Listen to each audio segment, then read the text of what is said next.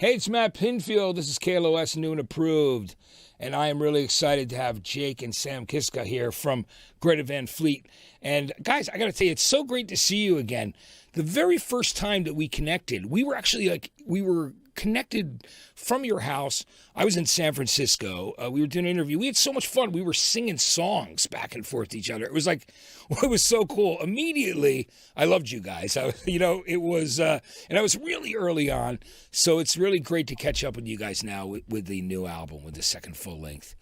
How you guys been? Pretty good.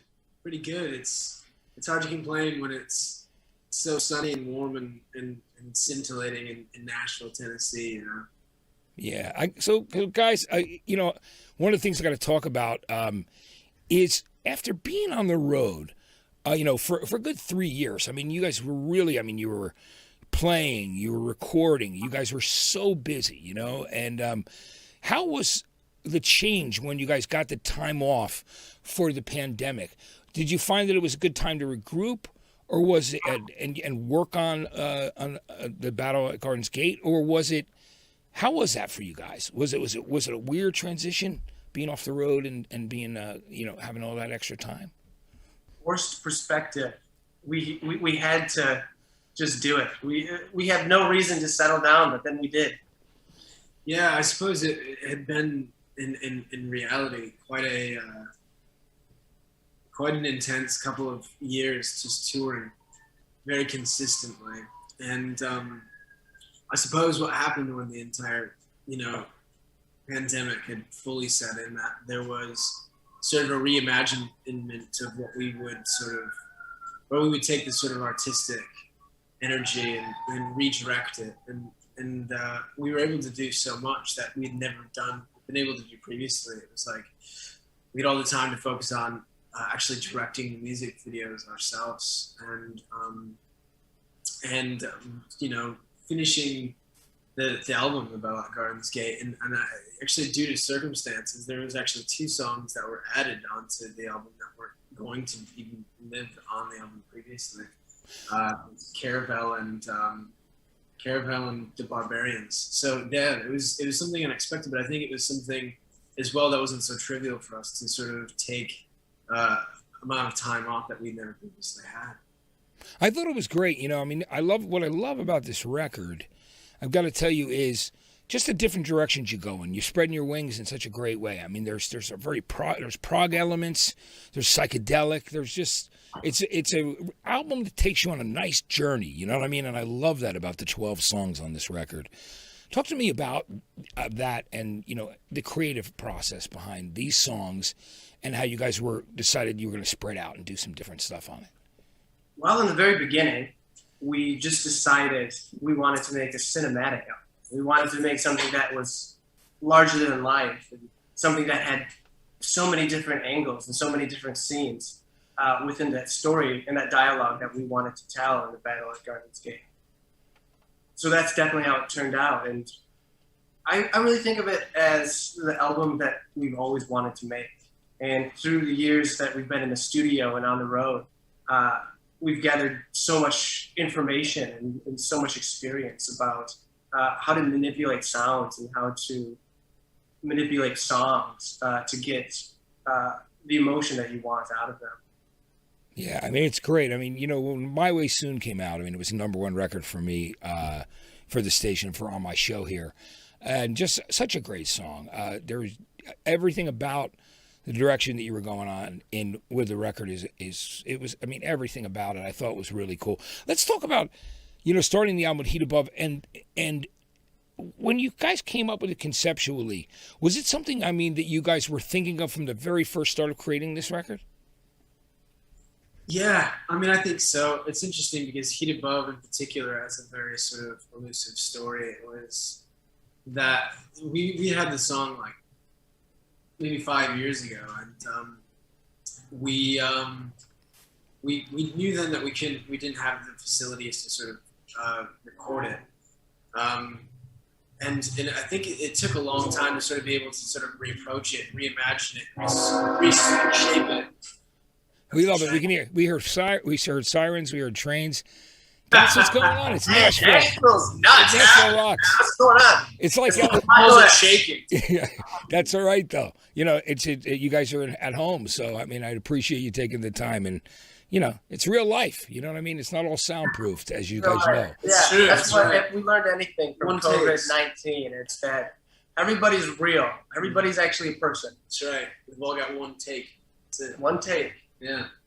But anyway, it's interesting. But Heat Above, yeah, to answer that question, Matt, it was interesting because we'd sort of taken it off the shelf and we knew that we wanted to sort of reapproach it. And so we did. We redeveloped some of the ideas and sort of did some restructuring and rewriting. And yeah, it made the record. We knew that we wanted to put it on and that we were capable of doing it now at this point. Yeah, and you know, Built by Nations, which is the latest single, was always an immediate favorite on the record. Can you talk to me about that song?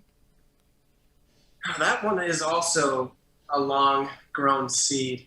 Yeah. It took a long time to develop the song. We always had the riff. It just it took some time and it took some concentration to create a song around that monolith.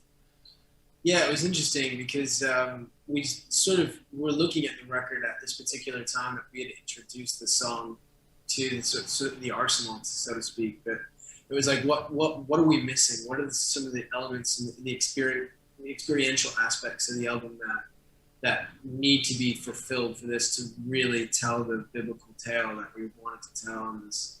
And it was the Built by Nations. It was like something that we took off the shelf and it was immediate. I mean, that was one of the songs that we had actually developed more so in the studio, which we talk about sort of developing songs on the road or independently, you know, and then bring them into the collective or at the studio. There's so many different ways that we sort of write. There's not any consistency to it. So it's interesting that this song itself was developed in the studio and it was to serve the purpose to fully bring that nature to the album. And I think that was an interesting one that we pulled off the shelf. Yeah, another favorite of mine on the record is Trip to Light Fantastic. And tell me about that song. Was that one that you'd been working on for a while as well? We were in our cabin outside of Nashville just probably a year before the pandemic hit. I like how that's always the frame of reference. Yes, it is these days. Post-pandemic. So it was just a year before that. And we were trying to find new material for the Battle at Garden's Gate. And at this point, we have no concept of the album. We have no concept of what we're about to make. We have an aesthetic in our head, a sonic aesthetic. And Jake pulled out his voice memos and played Josh, Daniel, and I this opening track that sounded like this old theater organ. And right there, we knew that was like the future of music. It sounded like what people will be listening to hundreds of years from now. It's just because we've never really heard a tone like that be produced. And the song took on a lot of spiritual meaning and a lot of soulful exploration. And the reason that we love it so much is because it's so unique to Greta Van Fleet, and it's something that we've never done before. Yeah, it's a really cool song. Jake, that's great. So, I mean, when you came up with those sounds on the guitar, and you talk about the biblical experience and some of the references that are in the record itself, did you immediately know that was the sound that you were looking for? Yeah, I mean, it was interesting. I think for a lot of us, it was sort of the amount of time that we had to sort of focus on procuring tonal aspects of the album. It was like we had so much time to dabble that we never had before. And it was like, from my perspective, my angle was really coming up with unique sort of aspects of the guitar tone that I'd never played with before. And I think that was one of them, Trip to Light Fantastic. And if you're listening to it, it's interesting. I suppose there's an actual mellotron sample pedal behind it. So it's almost as if it's being paired with a synthesizer, but it's actually the guitar is actually playing it. So if you listen to that song and you hear the solo riff independently at the beginning of the song, it's a really interesting tone that it's sort of can only be done on that one very, very specific pedal. And that's one of the very, very ultra modern things about the Battle at Gardens Gate is we used a lot of very modern equipment. We did. Computer processing things that Automations. You and I did right. the Weighted Dreams. Sam and I actually programmed the solo section at the end of Weighted Dreams on a digital automator that we were able to hand the underlying guitar left and right stereo. And it gets really nerdy really fast. It does, yeah. With the knobs shooting the That's exactly reverb about that. over one way and guitar main track being shut the other way. So yeah, we pushed the limit of kind of what we had to work with as far as modern music production goes. And that's why it was so fun to sonically sculpt that.